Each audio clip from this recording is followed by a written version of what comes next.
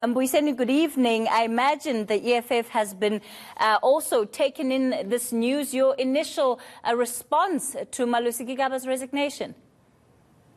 Well, thanks for having us. Good afternoon to the viewers. We, as the EFF, welcome Malusi Gigaba's resignation as a disgraced liar who broke his public oath of office and lied under oath of office. And this must be seen really as a step towards the restoration of the respect of the rule of law, the respect of the public oath of office, which many public representatives across the country enter into, from councillors to the president.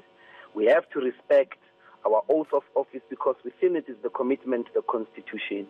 We can't keep people who lie because it starts with lying, then it's corruption, and then it's total disregard of your duties and pursuit of personal interest.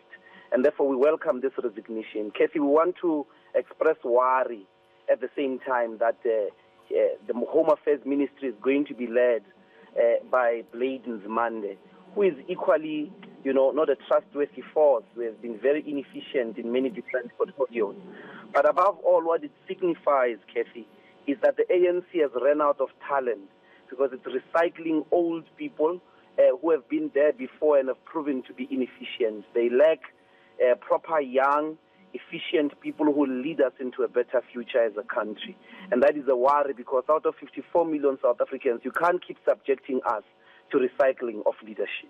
Let's talk about the issue of lying that you've brought about. Of course, the allegations against the minister, or rather court findings against the minister in terms of lying are one thing, but there are plenty more allegations that he still needs to answer to in terms of his role as public enterprises minister and even at Home Affairs. So what more would you want to see happen? Because those allegations, some of which you as the EFF have consistently brought up around his role in the project of state capture, do not simply go away now that he's no longer part of the executive.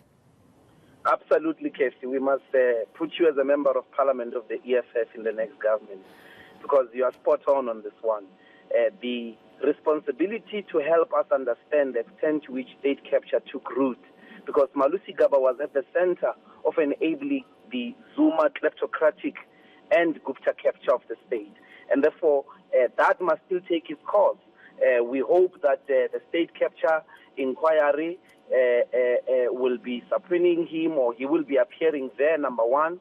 But remember that there's also the remedial action in relation to the public protector as to what Parliament must also do to him, because resigning from cabinet did not translate into resignation as a member of Parliament. So all the law must take its course in relation to Malusi Gigaba. I mean, one of the most disreputable, unpatriotic things he did, it's not just in relation to the Guptas, it's, making or enabling the Oppenheimers to have an abuse of our border through that a private airport of theirs. And therefore, we hope that all other processes in relation to him having to be held accountable will still come through. When it comes to the role of the president in all of this, already there are some commentators who, of course, are crediting the new dawn of President Cyril Ramaphosa, saying that this points yet again to the clean governance slate, or ticket rather, that he's running his presidency on. Do you agree? Do you think that the president has done something significant to bring us to this point? No, he did nothing. We were helped by courts here.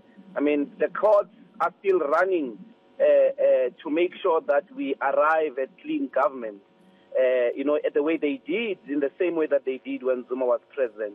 So Ramaphosa did not take any action against corruption. He didn't take any action against the lies of Malusi Gigaba. As a matter of fact, Malusi Gigaba resigning is helping Ramaphosa from not acting.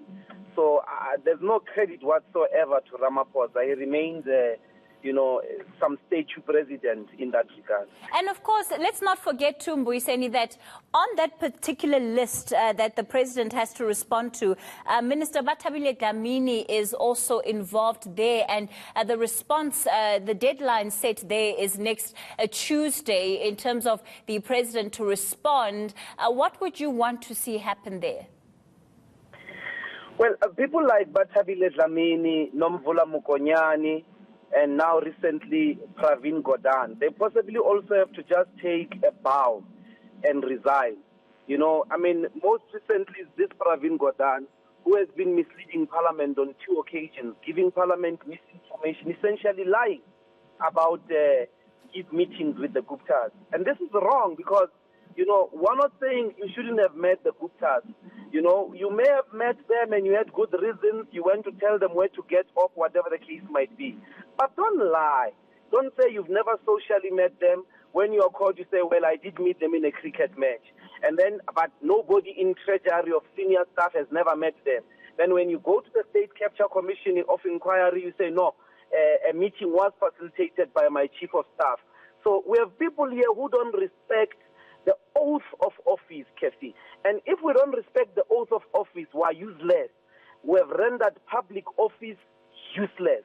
So those are people who must just follow the example of Malusi Gigaba and resign, because Ramaphosa is not going to wake up and clean this country of those individuals. All right, let's leave it there for tonight. Mbuyiseni Ndlozi of the EFF giving us the party's response to Malusi Gigaba's resignation.